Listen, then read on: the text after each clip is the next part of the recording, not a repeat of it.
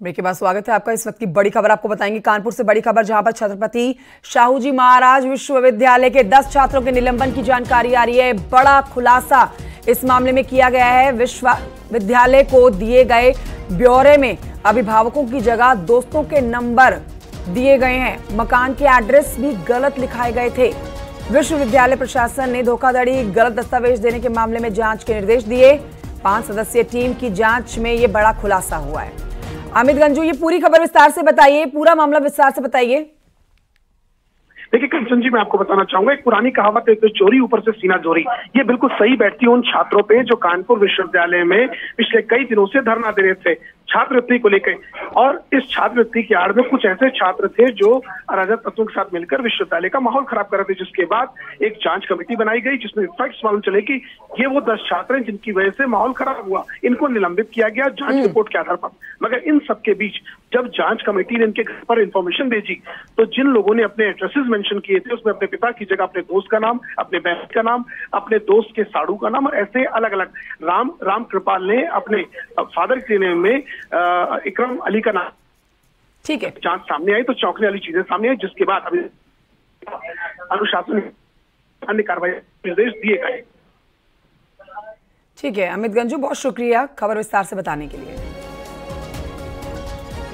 उधर कानपुर के आपको बिकरू कांड की जानकारी दे देते हैं, जिसमें नई सड़क उपद्रव कांड समेत अब 1 दर्जन बड़े मामलों के एक बार फिर से दोबारा से जांच की खबर आ रही है। पुलिस आयुक्त के निर्देश पर अपर पुलिस आयुक्त अपराध को जांच सौंप दी गई है। जांच के लिए 10 सदस्यीय टीम का गठन किया गया है।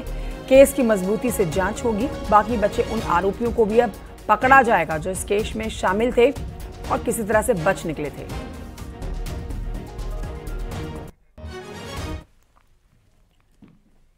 और ये आगे बढ़ते हैं ग्रेटर नोएडा से खबर, जहां पर एक वाइन शॉप के सेल्समैन की हत्या का मामला सामने आया है।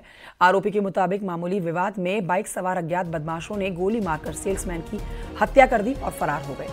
सूचना पाकर मौके पर पहुंची पुलिस ने शव को कब्जे में लेकर पोस्टमार्टम के लिए भेज दिया है। मामले की जांच शुरू कर दी है। एहतियातन मौके पर भारी पुलिस फोर्स की तैनाती की गई है। साथ ही पुलिस की ओर से हमलावरों की गिरफ्तारी के लिए 4 टीमों का गठन किया गया है।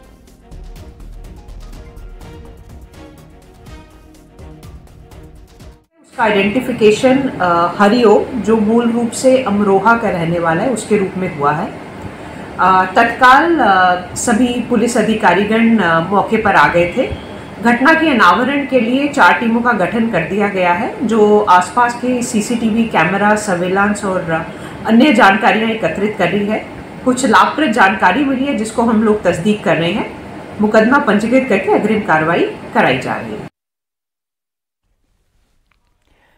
गाजियाबाद से खबर, जहां के लोनी में पति ने पत्नी की हत्या कर दी। आपसी झगड़े के बाद पति अयूब ने धारदार हथियार से पत्नी की हत्या कर दी है। पत्नी का नाम फरजाना, जिसको मौत के घाट उतार दिया गया है। अवैध संबंधों के शक में हत्या को अंजाम दिया गया है। बीच बचाव करने आया बेटा और बेटी को भी चोटें आई हैं। हत्या के बाद आरोपी मौके से फरार है। पुलिस मामले की गहन जांच कर रही है। शव को कब्जे में लेकर पोस्टमार्टम के लिए भेजा गया है। हत्यारे पति की तलाश जारी है।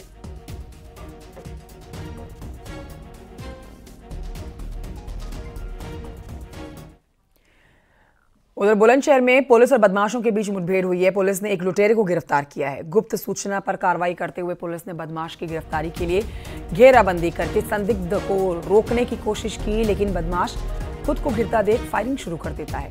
पुलिस की जवाबी फायरिंग में बदमाश के पैर में गोली लगी है। अस्पताल में भर्ती कराया गया है। 1 दिन अस्पताल में रखने के बाद अब जेल में डाल दिया गया है। बदमाश के पास से लूटा हुआ सामान बरामद कर लिया गया है। पुलिस की ये बड़ी कार्रवाई है। बदमाश के पास से तमंचा, कारतूस और बाइक बरामद हो चुकी है। आपको बता दें कि लुटेरे नदीम पर लूट और हत्या के 12 मुकदमे दर्ज थे। पटरी के पास संदिग्ध मोटरसाइकिल सवार युवक बाइक से फिसल के गिर गया और बाइक छोड़कर पेड़ की ओट से पुलिस पार्टी से गिरता देख फायरिंग किया। आत्मरक्षा में पुलिस पार्टी ने फायरिंग की, जिससे उक्त संदिग्ध व्यक्ति के टांग में गोली लगी। पूछताछ के दौरान उसने अपना नाम नदीम बताया, कोतवाली नगर हापुड़ का निवासी है। उधर मुजफ्फरनगर से बीजेपी उम्मीदवार संजीव बालियान के काफिले में तोड़फोड़ की खबर आ रही है। प्रचार के दौरान वाहन की गाड़ियों में तोड़फोड़ की गई है। देर रात की तस्वीरें भी आपको दिखा रहे हैं। खतौली कोतवाली क्षेत्र के मंडगांव की घटना।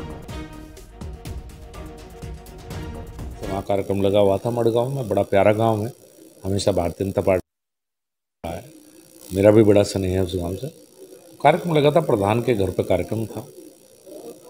घर पे पहुंचे, मैं तो अंदर चला गया, बस कुछ युवा आए, मास्क लगे हुए थे, ज़्यादातर ने चेहरे ढके हुए थे, तो इसलिए कुछ के चेहरे खुले थे, ज़्यादातर के चेहरे ढके हुए थे।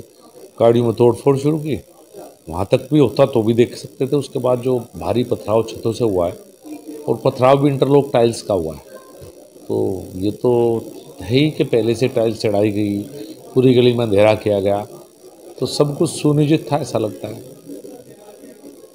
तो लगी हुई है, तो राजनीतिक परिवेश अगर देखें तो कितनी निंदनीय घटना है? ये तो जनता तय करेगी। इस तरह की घटनाएं कभी राजनीतिक क्षेत्र में देखी नहीं गई। ये इस तरह की प्लानिंग करके इस तरह से हमले हो, जान जा सकती थी, बहुत बच्चों के चोट लगी है, 15-20 गाड़ियाँ टूट गई हैं, बुरी तरह से क्षतिग्रस्त हैं, और भगवान का शुक्र है किसी सिर पर ईंट नहीं लगी। इतनी भारी ईंट वो होती है, अगर वो सर पर लगती तो निश्चित रूप से जान जाती। तो शुक्र ये है कि किसी की जान नहीं गई।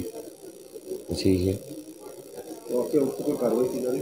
देखिए, युवा हैं, इनके पीछे षड्यंत्रकर्ता कोई और है जो पर्दे के पीछे।